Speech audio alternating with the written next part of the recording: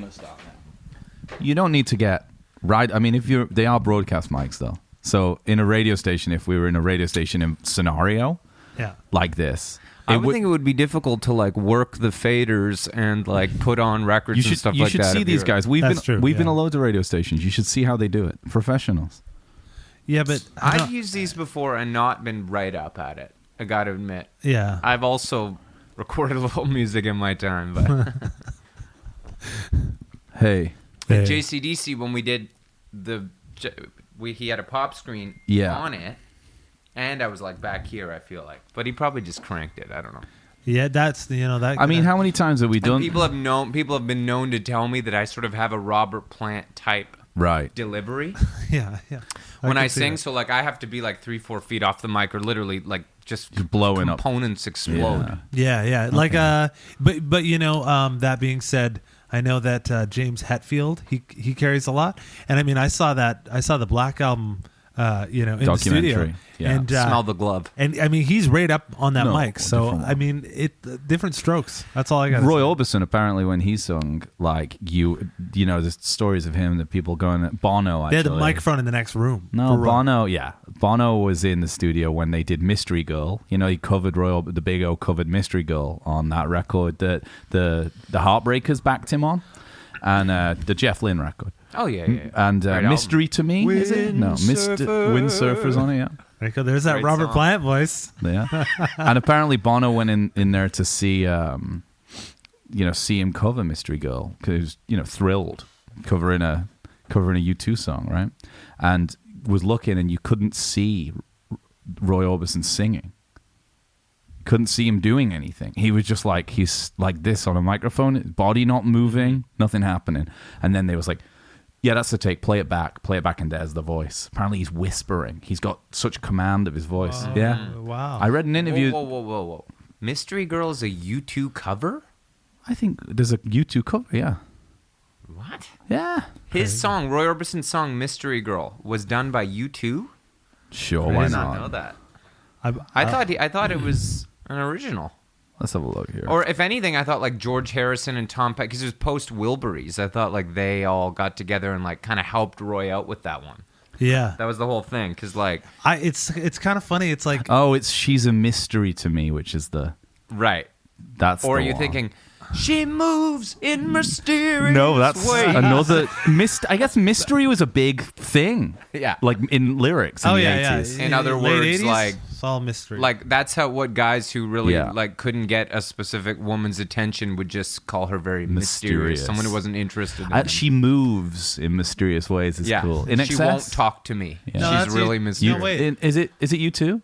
It's U2 mysterious. Yeah. It's all right. That's the only album of theirs I like. All right. Let my Actone Baby. Light up my nights. Bono, he's a famous Studio 57 user. He's an SM57 user. Yeah. And he plays the track back through the monitors. Like James Hetfield. Yeah. No head. Just feeling himself. And there's a way you can flip the phase, right? That's how they do that. Yeah. They flip the phase, right? But going back to the Bono, like Wilburys thing, the weird thing to me is like I don't see, for some reason, I don't see those bands existing in the same universe.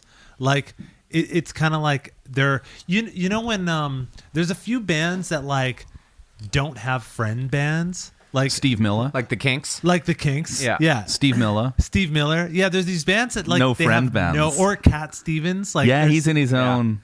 But like I kind of feel like U2 is like that or something, or like they exist in this like dimension, It's definitely not the same one as the Wilburys. Until The Edge like tried to make some friends in that movie It Might Get Loud, and then they just kind of made fun of him the whole time. Oh yeah. Mr. The Edge. Like Jimmy Page and Jack White. Jimmy Page, Jack White, Jack Buffett, Jack Black, Frank Black. Jimmy Buffett. Frank Black. Jimmy Buffett's the third richest musician on the planet. Yeah, he's his tours are the number one grossing tour on Earth still. What? Jimmy Buffett on merch sales. Yeah. Because he sells everything. It's like Margaritaville coasters, blenders, T-shirts, like everything. And they make fucking millions on that shit every year. Yeah. Wow. They sell blenders? Yeah, I have. You can get those. It's called the Margarita Machine, Margaritaville. I have one. So because of my band, my sister bought me one on Craigslist, which was hilarious. Yeah. And I got one, and it's just a blender. Yeah. So but it's good. So wait, you named your band after the gift that your sister got you, which is a Jimmy Buffett margarita machine. No, I felt like that's kind of meta. The band name was... You're named after the band Jimmy name, Buffett. This is a good story, was Rob Butterfield. We were going to play this festival or something, and he was going to play, and he asked us all to be in his band. And we were making jokes on the text thread about like what our riders should be. You know how like musicians do when they don't get a rider and stuff. Drinks and Rob tickets. was like, we'll have to, somebody, Malcolm or something was like, oh, like we should ask for a margarita machine on our rider. And Rob was like, that'd be a good band name. Yeah. And then what happened was Rob wound up not being able to play the show, and the person who running the festival asked if I'd play, and I had to put a band together, and I didn't have a band, and it was like Calling Everybody was our first show. Yeah. And we didn't have a name, so I took the name. And that's what we called it. And then as a joke, my sister got me the blender. Is it a good blender though? It's actually not just a blender because it does this thing. You put all the ingredients in and the ice and everything, and then you just push a button, and it shaves the ice into the margarita mix, and it knows the perfect ratio. Kind of That's the difference between a slushy, like a frozen margarita, slushy. And this is a Jimmy Buffett brand. Yeah. Margaritaville. This blows my mind. And there's Margaritaville restaurants in like Florida. I want to say 40% of the airports in the United States. I mean, we everywhere. they're in airports and stuff. Like next to Chili's. It's like they compete with Chili's. Yeah, they compete with Chili's. It's kind of a Chili's Probably versus... in Mexico, there's some too. Yeah, like, and Senor he's Frogs. everywhere. It's not. I've been everywhere, man. I feel like, but I mean, I it's really funny that Jimmy Buffett's name is pretty much Jimmy Buffet. It's good. And he only sings about food and like tourism. Yeah. It's like his shtick. Yeah. And his name's Buffet. It's so weird. It's interesting. You ever seen that video of him falling off stage? No, I actually don't really even know what he even looks like. I'll post that on the... Good shirts, I imagine. Kind of tropical, kind of Hawaiian. He designs them. So, even though the names of these podcasts are all, say, the records we're doing, a little tidbit here. This record was originally going to be called Eclipse. So there's a British heavy blues band called Medicine Head. So sick. And they released an album in 1972 called Dark Side of the Moon. And it caused the Floyd to rechristen their project Eclipse. Already thinking about it in 72. And we weren't annoyed at Medicine Head, Gilmour said. We were annoyed because we had already thought of the title before the Medicine Head album came out. This is his opinion on it. But then, when the Medicine Head album stiffed and quickly sank into obscurity, Pink Floyd felt free to revert back to their album title. And it made me think about something. Because they did the fucking same thing with Wish You Were Here, which is a Badfinger record. Yeah. So I'm wondering if they were just nicking album. He's saying, we thought of it conceptually before Medicine Head, but they put the record out.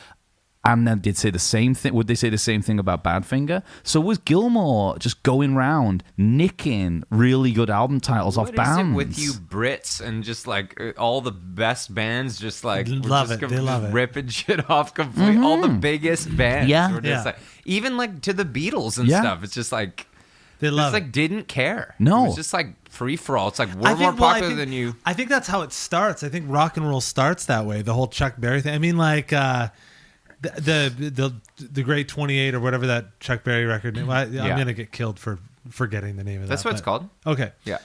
Every single song starts with that like Back to the Future riff. But like then every rock and roll song after that record started with that riff. Like and then but I mean like it was a part of a like I think that rock and roll was a specific genre like that had to sort of like it had to do things in order to be considered rock. And as a band would push the sort of boundaries, people would kind of catch up and start nicking it because you like unless you were one of the ones that I don't know.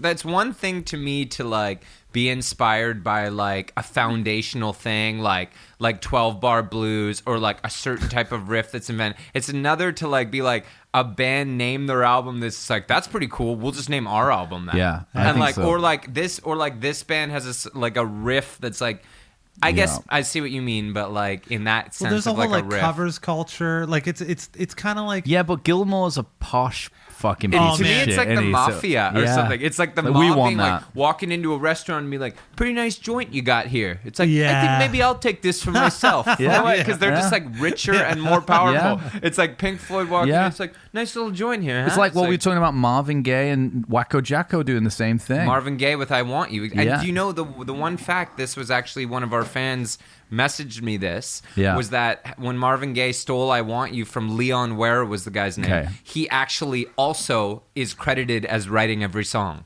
That was part of the contract, Right. Even though he didn't write any He of them. just- he wanted- Yeah, he yeah. said, "Well, because I'm Marvin Gaye, Yeah. we'll pay you so that I can put Marvin Gaye after every song." wow. Incredible. Yeah, I mean, You know what? I should do a little shout out quickly before I it's like forget. a mafia thing, though, isn't it? It's Total kind of like mafia thing. It's like I All think right, I'll just. friend of the pod, Nick, old buddy from home, course correcting us, and listen, we're big music fans, but even aficionados like us sometimes need course correcting. He reminded me that the Rosanna shuffle, inspired by Purdy, and the other drummer, John Bonham, "Fool in the Rain." That's the kind of combo there that he kind of Similar era, though, kind of similar feel, but like Late he's 70s. It's all in the kick pattern apparently.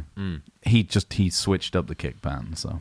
oh, yeah. I heard that Zeppelin couldn't play that song on tour because it's so funny. It's like at that point in their career, it's like Bonham, like the drum pattern was like a little like complicated for like a live thing, like the tempo change. Yeah. Plus, it didn't work without John Paul Jones' piano part. And it wasn't really possible for him to like jump from the bass to the piano. Well, it's weird like, because I've never heard a drummer not trying to play that beat ever In sound check? In sound check, I've Yeah. never they're heard all any still trying to drummers. carry on from Every drummer's trying to get that gig. they never played it live. No, maybe well- "Fool in the Rain." Maybe the beat for "Fool in the Rain" is kind of like how scientists take science. Like one scientist dies, you just carry on their work forever. Yeah, yeah. It's like John Bonham never. It's never been nailed- perfected. It's Yeah. never been perfected. I So feel every- I might be the guy who's going to do it in a You're sound check in Thunder Bay on a Tuesday night. Yeah, I think it's Exactly. your guys' drummer Graham. I've heard. Oh, he him plays it a lot. perfect that a He few plays it a times. lot. I've Yeah, heard he him. loves that beat. He's still trying to like split that at him. Yeah, exactly. I mean, We should introduce our guest Jeffrey Innes. Never heard of him. Who is your own song brother? We were having a good chuckle earlier on that I was going to try and just pretend that we're not. not in a band together, Oh, wow. So like So kind of yeah, like, so James- how's the band going? And he'd be like, it's a You really guys are annoying way- bass player, You're way too famous for that. Everybody knew it as soon as we started.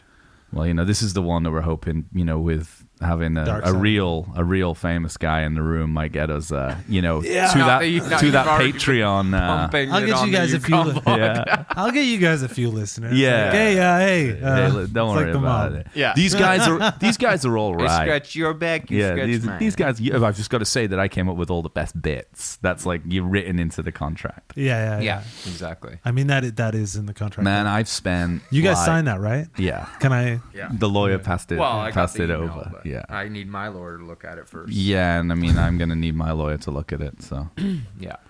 We man, have the I've- same lawyer. So this probably won't even Shit. come out, honestly, like, 'cause No. it'll be all tied up. tied up. thinking of all our American brothers and sisters down there today as well. On Trying not to. yeah, Fuck. I'm gonna get a big pizza later and watch it, a couple of beers. You know, watch the it all beauty of roll this in. show, I find a lot of my American friends have told me that it's just a nice distraction from everything going on, which is why I think that it's Yeah. good that we don't get too deep into politics or, the pandemic and everything. We know what's going on, but we find that the more important issues Our dark side of the moon. are breaking Oh, down well- what happened. I'll tell you. No, I'll tell you. Before we get right into Dark Side of the Moon, a really important issue there to sort out would be, is it that one? Is it their finest album? That's a conversation to have. But is it Gilmore's best guitar work? That's a real kind of interesting one for me. Is it Gilmore's best record? You know what? I'm going to say Animals is his best record. Guitar-wise? I'm going to say that too. Okay. But also, just on the subject of Gilmore and his nines, I couldn't get that out of my fucking head. I'm just like listening to Dark Side of the Moon, and I'm just like, He's playing Why nines. is that weird? I play nines yeah, but You My play whole life. nines? my whole life. every guitar player I've ever known, like You play maybe nines, not every huh? guitar player I've ever known, but most that aren't in my band, if I'm like, we're like at Along the Equator or something like that. Yeah. And Great I'm like, place. I got to pick up guitar strings. It's like, what gauge you playing? Like, what gauge you rocking lately? And if you say anything but nines, Yeah. people say, yeah, like Gilmore played nines. It is a kind of known a thing. thing? It's a It's like known a known- thing. it's It's a a known known thing thing for among- sure. I never knew. It's a known thing. Yeah, I mean, he's got. I mean, they work those for bends. Well, it's those bands. Woo, woo, woo. I That's think how that you do it. It's difficult for me to gauge Nice. which album has his best guitar work, but I think that it's easy to say to me that I think as a soloist, Yeah. he may be the most melodic soloist. Up there with Brian May. They're both like, you can Oh, sing. interesting. Interesting. What about Yeah. Michael Rota coming out of left Oh field? my God.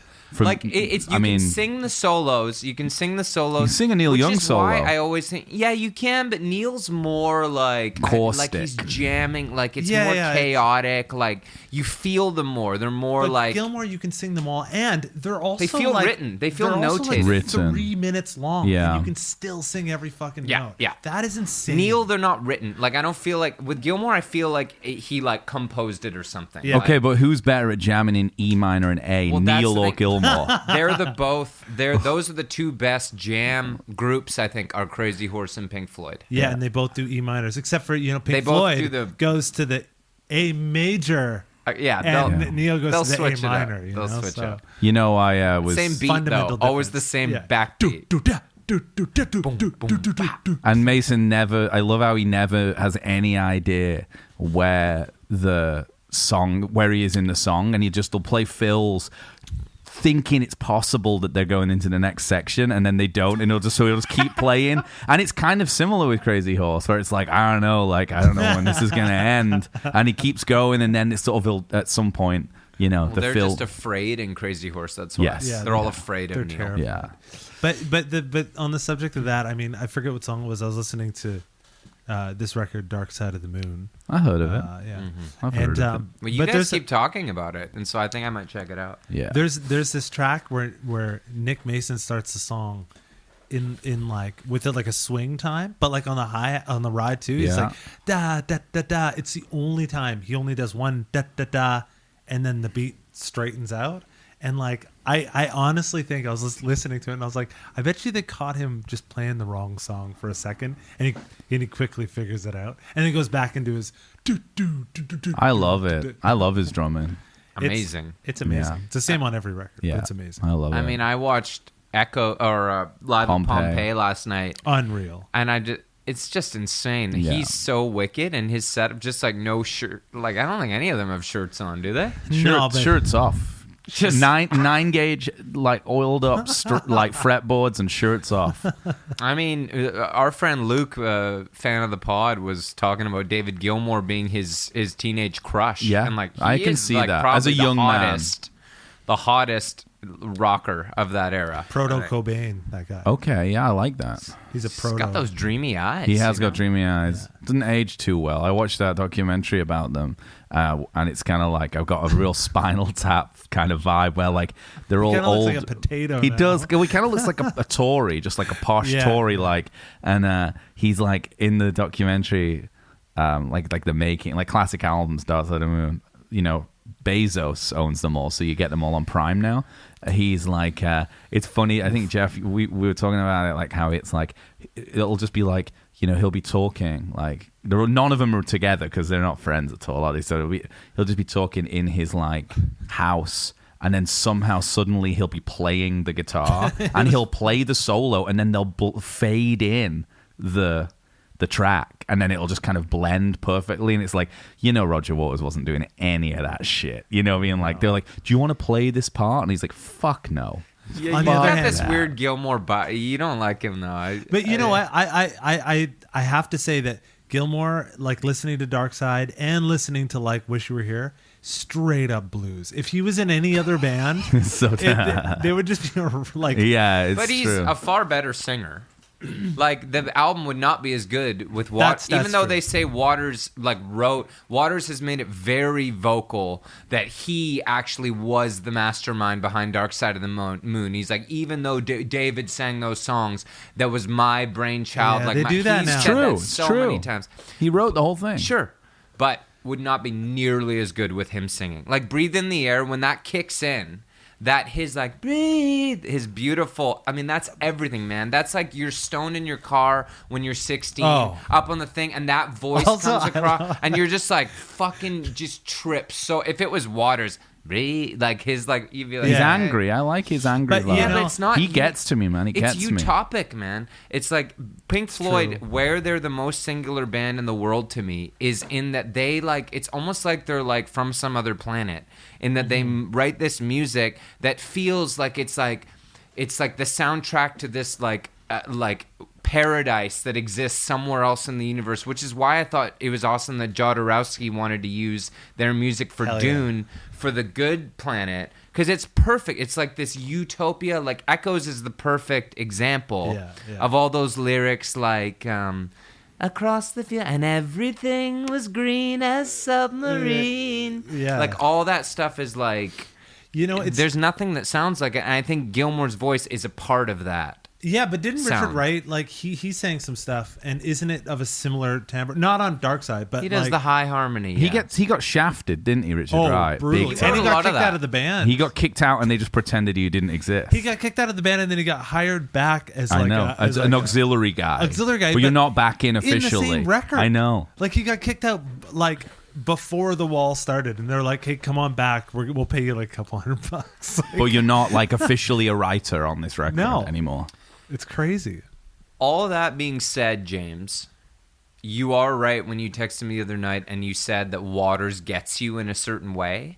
And there's a part on the wall when he does that. Him and Roy Harper are the when two he does together. that day after day, Yeah. love turns gray. That. What about shit Wish You Were Here, kills me. dude? Oh, Well, yeah, of course. Like, it's fucking insane. yeah. I also just find it but really... it's not as pretty a voice. You need both of them.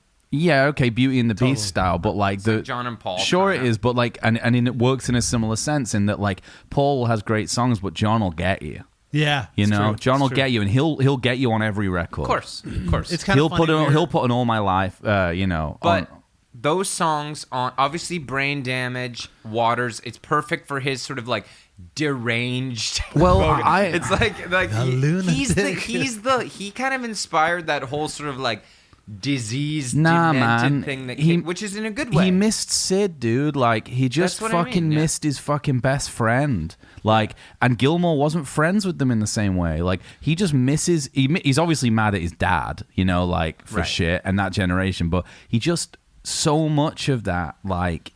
Or at least this is the narrative I've told myself. It's just, it's all about Sid, innit? And being like, I want to be doing this with my best mate, but he's gone and he's never coming back. Every song seems to be about that. Yeah, and Yeah. it's beautiful. He that. does. Yeah, he mainly sings. It seems to me.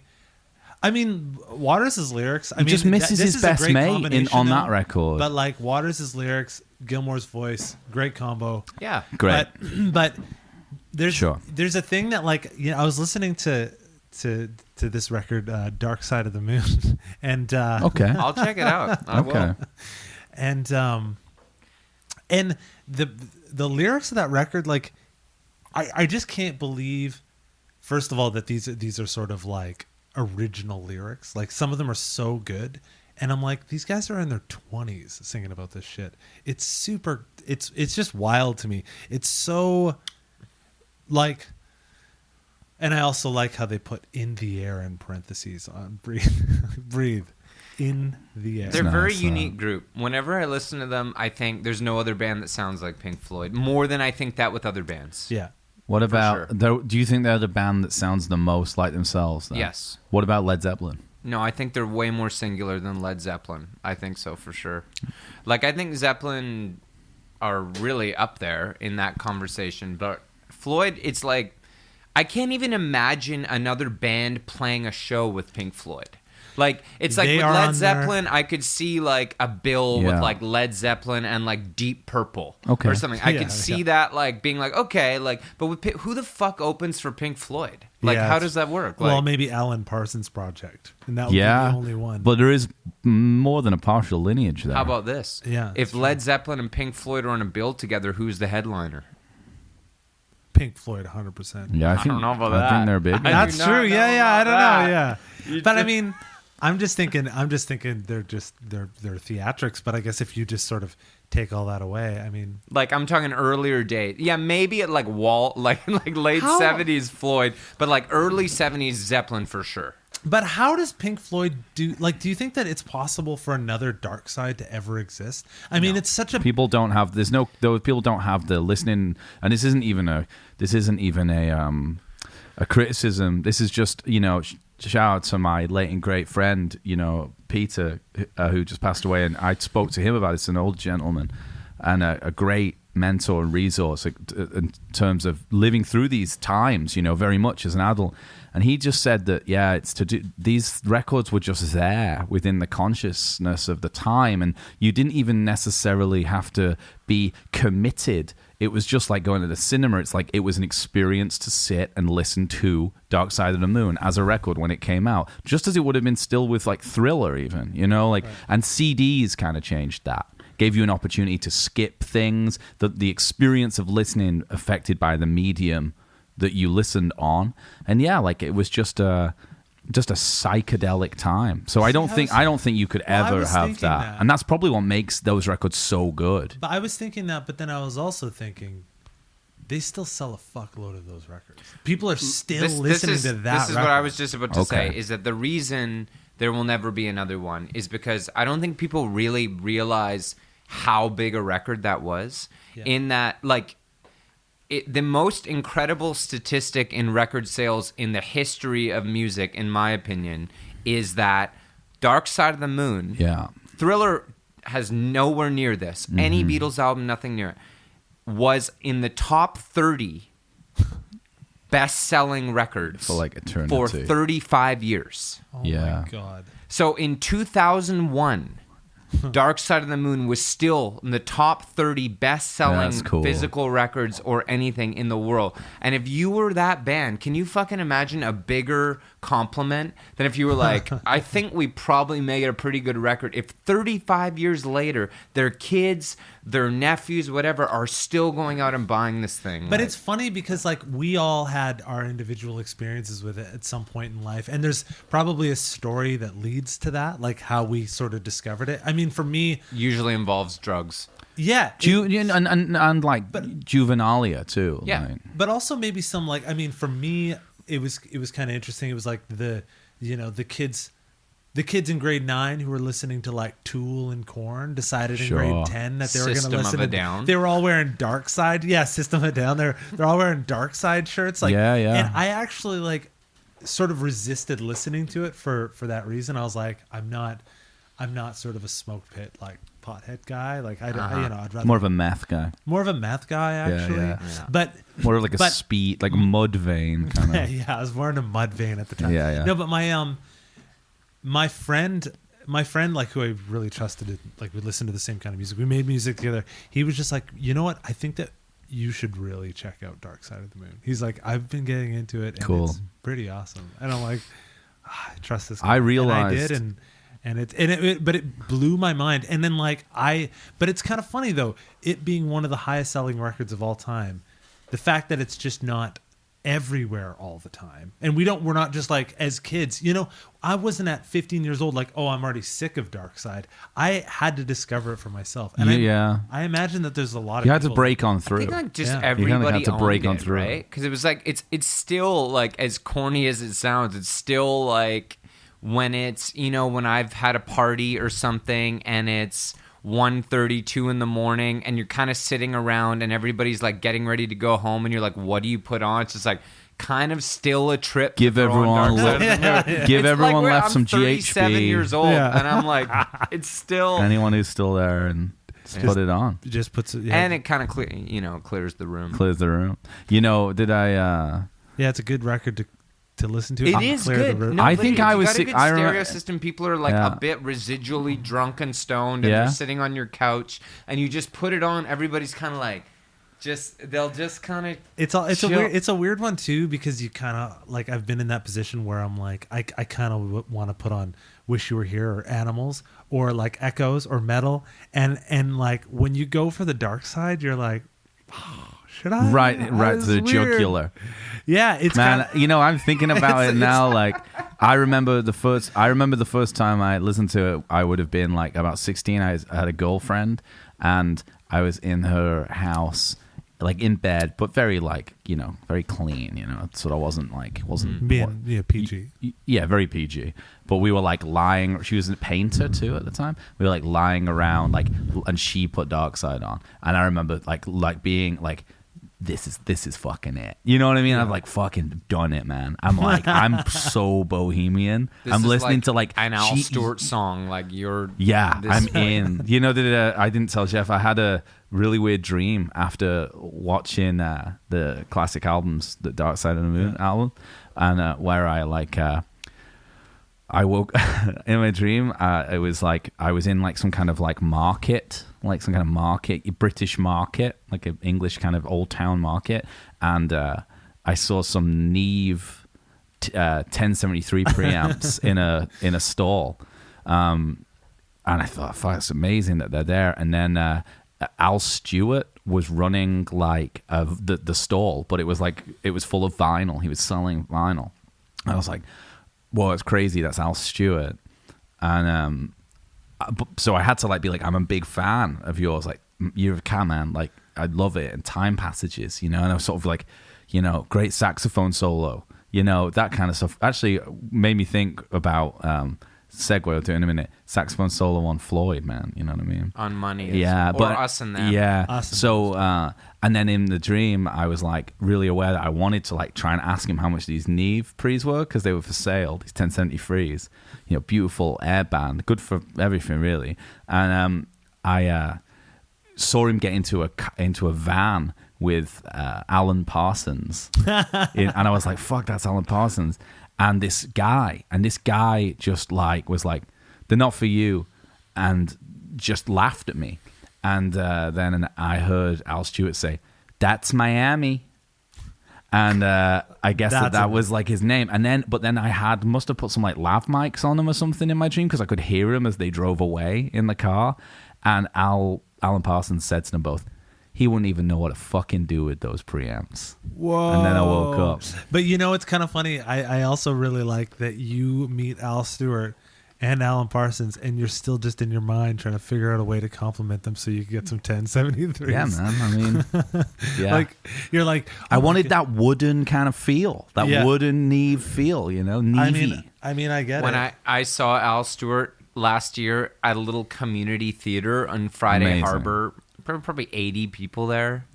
It was Rules. beautiful, and like obviously he was old and nobody cared, like, but it was special for me, and he signed a copy of my favorite record. But he told a story on stage. It's funny you say that. He was like, I was in Miami one time. Weird.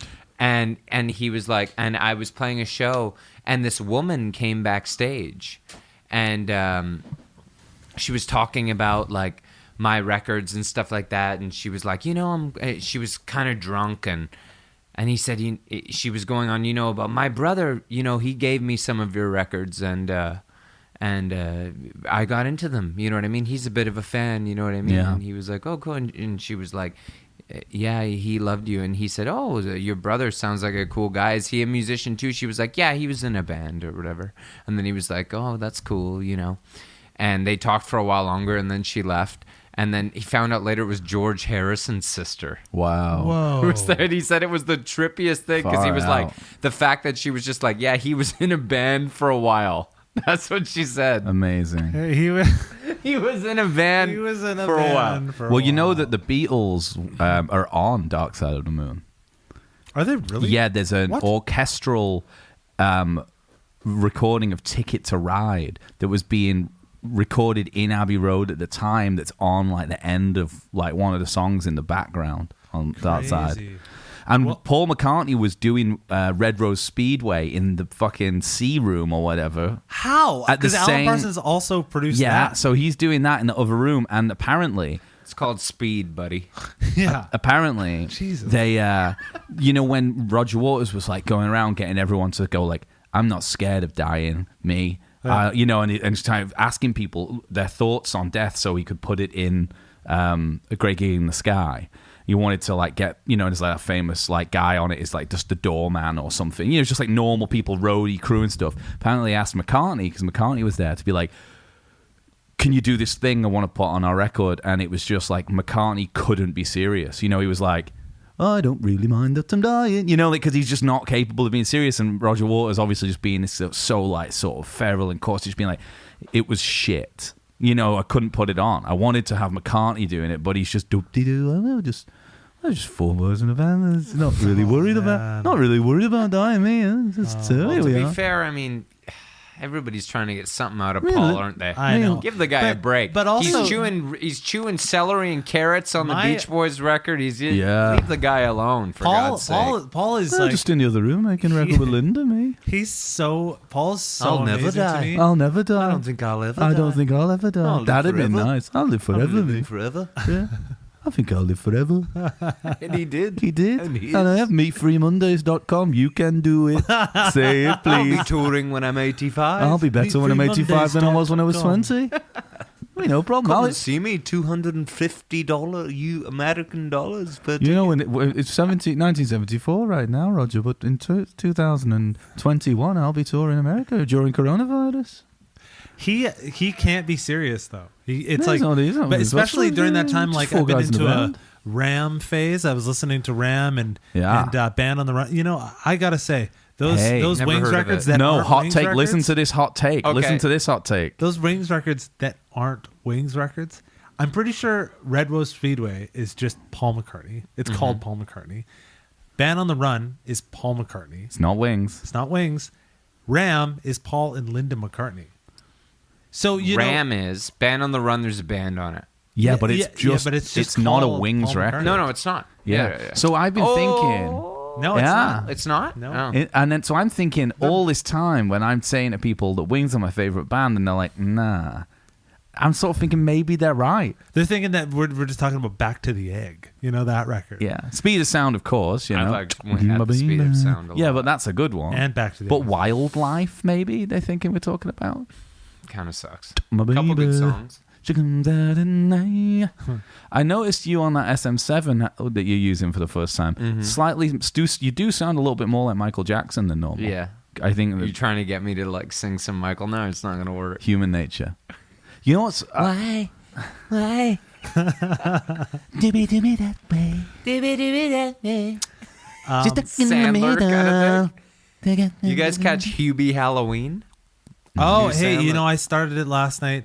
I enjoyed it. Yeah, okay. I mean, it's one of those things. It's I watched a Borat movie last night. the new Sandler movie is what everybody's talking Hell about, yeah, not dude. this fucking Borat movie. I love Everyone's Sandler. talking about the new Adam Sandler Hubie Netflix Halloween. only special. That sounds great, dude. Still top 10 in the US. Dude, on he's Netflix. crushing. He crushes. Best actor on the planet. He Yeah. seems to be doing really Number well. one. Number one. I Yeah. listened to a competing podcast of your guys' recently, Yeah. where he's a guest on it, and he's like Was that like? he's like the best guy. He just sounds like he's just like. Is that Mark Maron you're talking about? Maybe a competing podcast with us? It'd have to be something that big. I'd No, imagine. it's I would think so, yeah. Or- It's that Surreal. podcast with that I was telling you about with the Arrested Development guys. Oh yeah, so something about our level for sure. Yeah. I'm slightly below. I like to think of us as in a different mean- echelon. What I was going to say earlier, though, is that you were talking about best solos. That the weird thing with Floyd to me is that I talked to Dan Calusi about this a lot in the past. Sure, yeah. Is that there was a lot of shit about the songwriting credits on Animals because Yeah. Waters was like, "Oh, I wrote those songs." Yeah. But I'm like, some of the songs are just Gilmour's solos, really. Yeah. So I'm like, to me that gets a bit confusing because I'm like, the songs are the solos, I like figured Dogs this- and stuff. I'm like. I figured this one out actually. The way that, and I think that there was probably a lot of like band conflict about this because they talk about Dark Side of the Moon when it was the Eclipse Project or whatever. Yeah. And how it was like the entire genesis of it was them jamming. Like that's it. They were jamming in E minor and A, and then coming up with their parts and solos and stuff. But then like Roger wrote lyrics to it, and I think that there's a confusing bit where I think that Roger Waters literally thinks writing the song is writing the lyrics. To the song. With like no emphasis on writing the music to it, because like you're like. How? Yeah, I mean, now it's a weird thing though, like, because you guys are in a band, you understand this stuff, because it's like nowadays I think people are a lot more democratic about like sharing the royalties if you're a band and you write the songs. But I think back in those days, people were like, "Fuck you," you know what I mean? Yeah, like Robbie Robertson style. Yeah, like I don't give a shit. Man, you know that he like actually. Like Levon Helm like gambled away his songwriting credits to Robbie Robertson. Yeah, it's a goddamn impossible way of life. Yeah, exactly. Yeah. Robbie really. Yeah, I mean, well, Mike Kamaszczak will have a lot to say about this. Yeah, I just think that like you cannot underestimate how much work stylistically and aesthetically and the vision of Pink Floyd Roger Waters must have put in to drag it away from the kind of like set your controls to the heart of the sun, like Interstellar Overdrive, all that kind of camp whimsy British stuff that Sid did. Yeah. To be like, okay, we don't have a song. It's kind of a New Order thing. Like we don't have a songwriter anymore. Someone's gonna have to step up and do it, and I don't want to write that shit. And to be like, I'm going to take this band and steer it into this like sort of paranoid political project. I just think it's like it gives room for people like, you know, like Gilmour to just focus on his guitar, which is great. But I just can't imagine, you know, I can't imagine anything. I'd stick tight to him and let him take what he wants. You know what I mean? It's like I know how you feel about it. Yeah, man. Clearly. He gets me, dude. But the thing is, I mean, Roger Waters. I wouldn't enjoy the group as much without Gilmour's contribution. Though. Do you like that's the record that he made without Waters? How do you feel about that? I've one? never I like heard it. Waters. Yeah, I like it. I fucking love it. I love all those Gilmour records. They're great, man. The Dogs of War and like, what's the like a momentary lapse of reason? Yeah, man, that's a great record. Anyways. Or they did that instrumental one a couple of years ago because they've got no one to fucking write lyrics anymore, so they just do instrumentals. But he never write any lyrics, Gilmour? I don't think he really He didn't do anything? No, I don't think so. All Waters in it. Yeah. Is it all? Is that for sure? Especially I mean, Wall. we'll get course corrected on this by one of our listeners, but I mean, I think I'd that be surprised if David Gilmour Roger didn't Waters write wrote anything. Roger Waters wrote Animals. I think like Roger Waters wrote the whole of Dark Side of the Moon for sure. Every single lyric on it. The first 4 minutes of Wish You Were Here, the song, or sorry, Shine On You Crazy Diamond, the song, which there's like no singing until, or at least 3 minutes or something, is just like, that's just like a masterclass in like guitar tones, overdubs, riffs, solos. Yeah. It's like all these different like tones and techniques in one. It's just blows your mind, man. Like that, they're a great band. Of course, that's all I'm trying to get. Great blues of course, band. Great blues band. Yeah, yeah, I mean, for sure, it's all blues. It's all blues. Well, I don't know if you guys knew. Pay your dues. I don't know if you guys knew this, but actually, a lot of rock and roll actually came from blues. Interesting. Really? Interesting. Is that so? I didn't know that. I didn't know that. I'm going to use that though to my advantage. I did think it was hilarious though. Luke, we talked so much about Luke. We'll get him on. He's a smart guy, but he was talking about how the British do blues so much better because they don't like care to understand like what the Black American people went experience. through. The experience. They don't care. They just like the I'm not music, sure so I'm not sure Stevie Ray was thinking too much about it either though. Do you know what I mean? Well, I think he might. No, what Luke said is that like he pretends to understand it. Oh, I see. Like Stephen Stills too. Like pretends to I understand. Get it. Yeah, I get like, it. I get it. As like I know what as a you person went of color, Whereas I get the British it. people were like, I don't have a fucking clue what those people went through. I just like the music. I want to dress up like a cowboy and play country and music. That's what I want to do. They do it in this earnest way that they sort of get away with it, and it's better. Yeah, like, because it's not like genius and ignorance kind of thing. Exactly. Yeah. Very nice. It's sort of like so all these like Fleetwood Mac and all these bands are just blues bands. Yeah, kind of rule. And Yeah. then, but like when you see Americans do it, who are like, you know what, just like what those people went through, you know, and then they get on stage with like a hat and play it. You're Yeah. like, this is disgusting. Yeah. Yeah. Like, Yeah. what are you doing? But it's ignorance is bliss. So doing kind the of like thing. trying to do like Robert Johnson, like yeah, trying exactly. to do it. Yeah. Yeah, I think that's Yeah. I think that's a really interesting take. I like it, and I I'm like probably that going to take, too. use that to my advantage when talking to.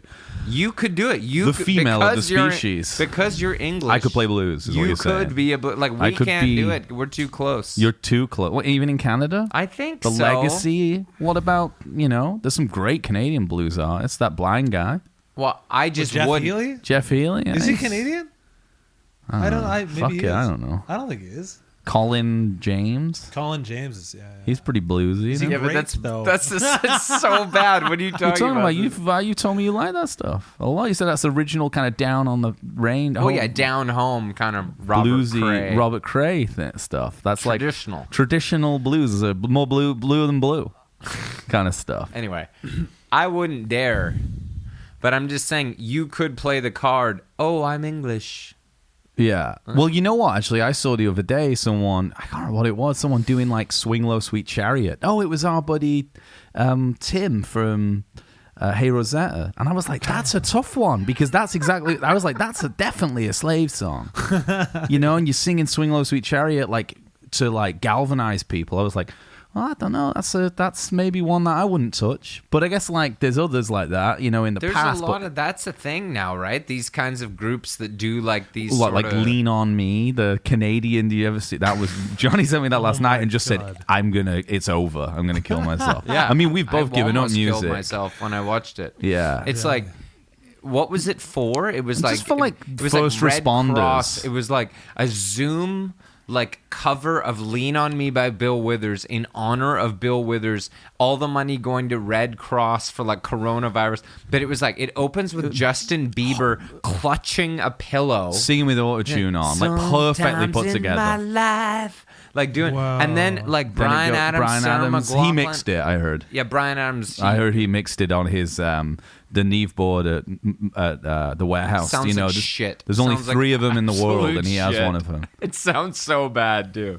Talking of Neve, the preamps are on their own little It's over, trolleys. man. Yeah, How do I you mean, feel about this, Jeff? I can say that. It gets it's kind of weird. You spend any time on the Twitterverse at all? You No, ever out I there? don't. Does Justin Bieber do the like call on me, brother? Does he do that bit? man. No. Bill He can't. Withers just like too soon Just died. to shit on his Yeah, grave. they waited for 1 second. How do you know if a duck is a soul singer? How? It's Bill Withers. What that? I mean, Jeff. You're a smart guy. Jeff Healey.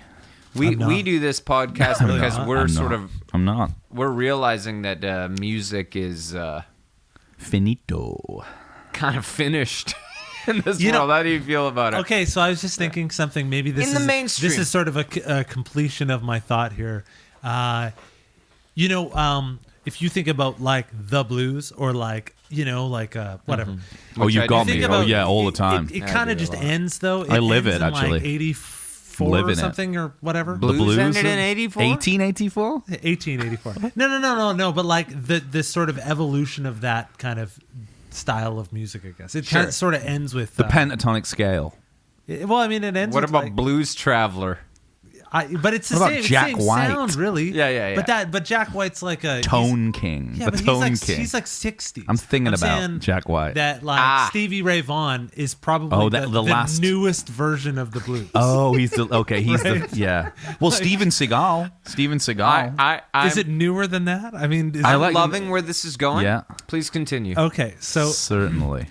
but I mean, the whole thing has to happen with just pop music generally. Like, assuming the blues is kind of within the pop sphere or not classical. Sure, yeah. So the whole thing is the other shoe's got to drop at some point, and maybe with that fucking cover. Hopefully, it of, drops on a wah pedal. You know what I'm saying? Yeah. I think it Hopefully it drops on a I think wah it pedal. dropped a long fucking time ago, and people are just thinking like, because live music was sort of keeping like, it was like the defibrillator, like keeping us all thinking like, yeah. fuck yeah, music's like, we're still rocking, man. Yeah. People are into this. They're drunk at our show and they're having fun. And now that live music's gone, it's like pretty like obvious that it's fucking over, dude. Yeah, I mean, it's Also, for anyone listening, we've got a record coming out in a couple of weeks. Tender regions. But I mean, I suppose what you're doing. Just a couple of years' work. I mean, it's not. I mean, yeah, just a couple of years' work we just spent, expressing ourselves. No, like, I mean, don't get me wrong. Don't misunderstand. No, me. I'm with you, brother. I'm one step ahead. We're not gonna. We're not going to change. We're going to change the world podcasting. If I could high five you guys, I would, because I'm like, we're all going to keep making records. Can't stop, won't stop. Yeah, we're that's what I've always taken to the limit. Really. I'll never stop. Can't stop. I'll be 85, Paul McCartney, doing a similar kind of thing, like with maybe 50,000 less people at my show.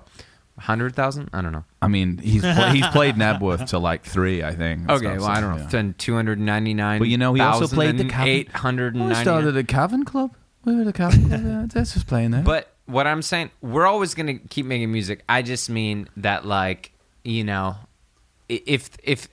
you wanted to believe that this whole thing that's happened this year, the COVID-19 pandemic, was like a systematic takedown of the music industry. Yeah. Like, it was the showstopper. Like, that wasn't the show. But if also, similarly, if you'd ever gone into music to get famous and make loads of money, you're a fucking crook anyway. Yeah. I mean, you can make some money, but if you're this rich was my quick way. scheme, Was to write guitar. Dark Side. Yeah, it's like the Strokes. Let me just say this one thing. The Strokes played on SNL. Yeah.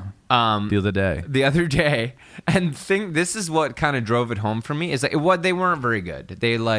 But the big backlash about it was everyone was pissed off that they played new material. Yeah. And it was like, everybody was like, man, they could have gone on SNL and done New York City Cops with everything going on and fucking brought the house down. Like, what a bunch of bullshit. They played a song from their new album. And I'm like, what do you think? They want to play that shit? They fucking...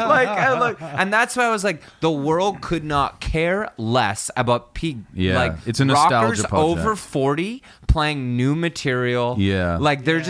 They're like, man, we just want to pay to go to see you play that hit from 1994 at your show. We'll pay $100 to go here last night. Yeah, dude, but I did that with Roger Waters. Fuck about your new album? I did that with Roger Waters, and it was great. Saw him do The Wall, fucking ruled. But I'll tell you as well, any real Strokes fan would know that's a ridiculous take, because they retired that song after September the 11th. Oh. Ooh, yeah, but that would have been a good time to bring it back. That's all I'm saying. I'm with stupid, man. So am I.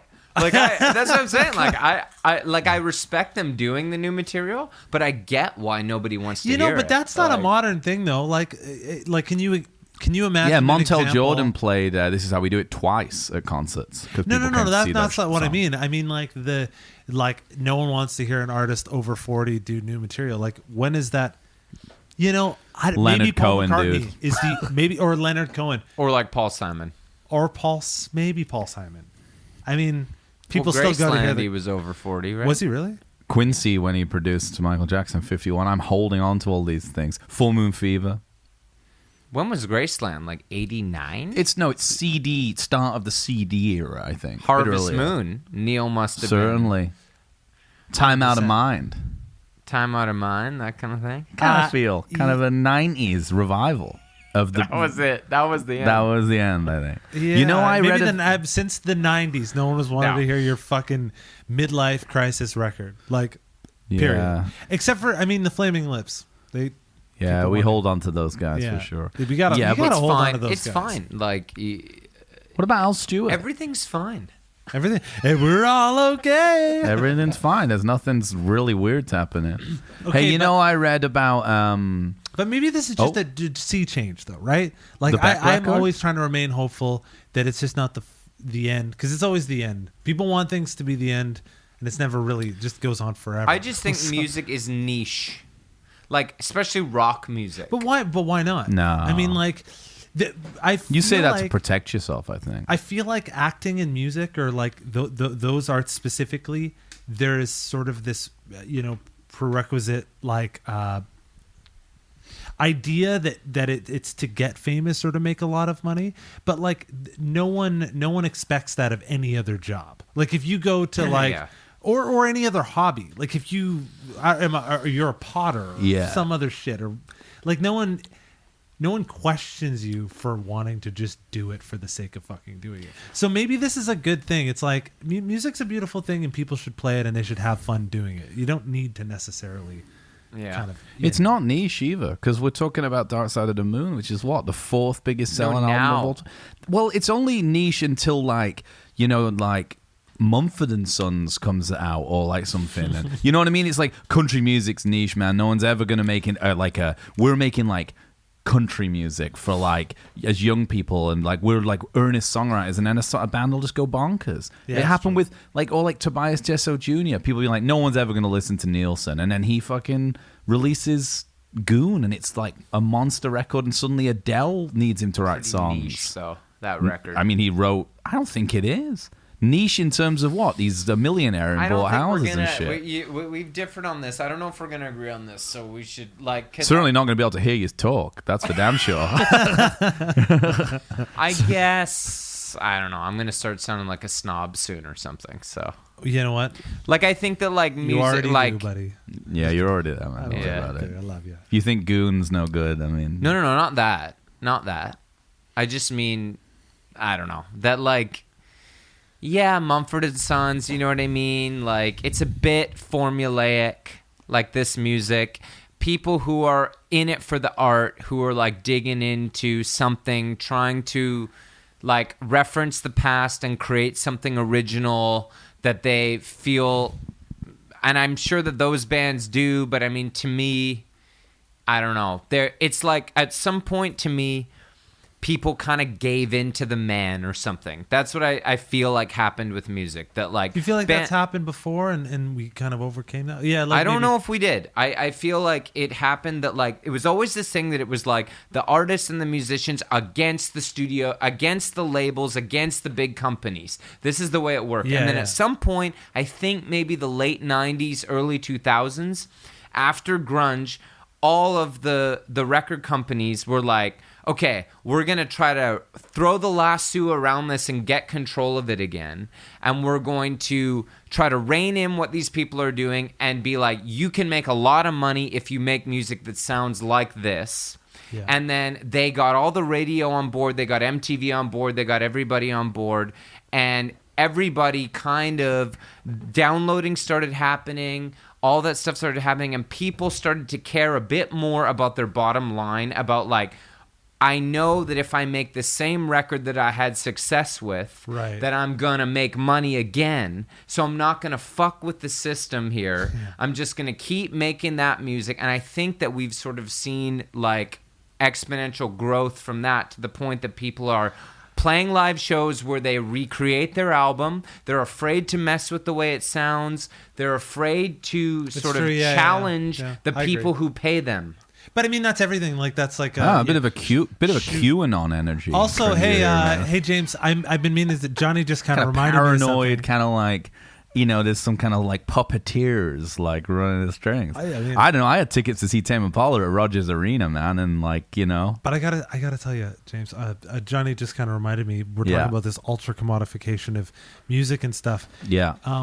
Spotify just did this thing where you can get an You can pay algorithmic it. boost. Do you want to you do can that? get a boost. Yeah, For the fuck, I'll do record? it. Okay. Dude, I'll do Okay, anything good. for fame. Okay, good. Yeah, You know me. Good. So sorry, you just had to get some business out of the way. Yeah. I just saw a lot of people protesting that, and I Yeah. figured, well, fuck, you know, this is a good opportunity for us. You know, 'cause man, I we're not believe in- going to do it, and we could do it, and get an algorithmic boost. I believe in the power of the song. I think a good song will always rise to the top still. Just like, even if it's in 7/8, like Money, people won't even notice, and they'll still put it right to the top. But Well, what's that's the top? What do you mean?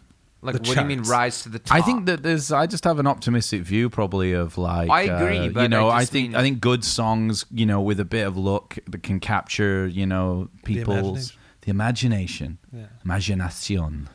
I think it doesn't matter, but I think, yeah, I'm kind of there. I've loved to believe that, you know, there's going to be another zeitgeist So there's going to be another dark side. I would love that. Hell yeah. For that to Be happen. awesome. I mean, I've been trying to make it for 15 years, so. Well, let's. I'll never stop. I'm still going. We got another attempt at it coming out in like 2 weeks, man. I really don't think of myself as a cynic. I think it's just more like my take on this. Like, yeah. Like, I don't know. Like, I just tell it how I see it, man. Play it as it lays. But I also sort of don't feel like you're wrong without getting, too political or dragging the party down a little bit. But anything kind of, I recently learned.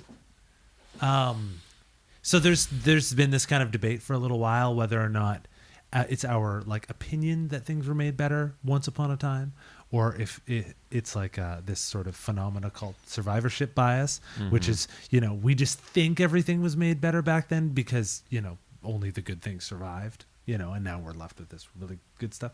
Anyways, there's been some people like really looking into it. I've been reading about it, and of course to no one's surprise, things were made better once upon a time, and they cost a lot more for the manufacturers to make, but they also still made good money, Yeah. But now there's sort of this kind of general trickle up effect where we all kind of have to sort of fall in line and kind of. Of course, it's happening with cinema too, right? Like, Yeah. there's a reason that the only movies that get greenlit, that Steven Spielberg can't get a movie greenlit in Hollywood. Yeah, I know. Because they're like, unless it's a sequel, a remake, a Marvel thing, whatever it is, these are the only movies we know people are going to go to the movie theater and see. Like, I just feel that pop culture, I'm not saying that good music doesn't get made, that good songs don't get made. I'm just saying, I feel like in pop culture in general, this is something that is kind of infected all of it. But I think that's where the sort of, because we're kind of in a new phase of that, and it's very obvious to everybody. I feel like so this is sort of how I feel optimistic. I feel like with the margins to be a sort of working artist these days are ridiculous. Like, you can't do it. It's an impossible way of life. It's a goddamn impossible way of life.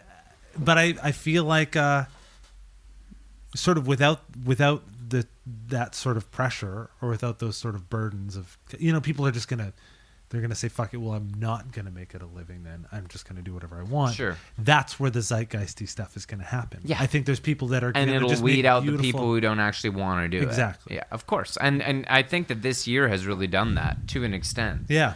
Like, there's quite a few people I know who have just sort of, that I was kind of curious. I'm like, now that they can't do, lucrative things with their career, I wonder what they're going to make. And then some of them didn't make anything. You know what I mean? And it's kind of like, okay, wow. So, like, you kind of just do this as, like, a career thing to, like, generate income, which is cool, too, But Well, listen. that being said, Yeah. Another Brick in the Wall Part 2 is my favorite David Gilmour solo. Which is weird, because that one's the most singable to me. Well, listen. I think Us and Them, or no, not Us and Them. I'd have to say Time is like.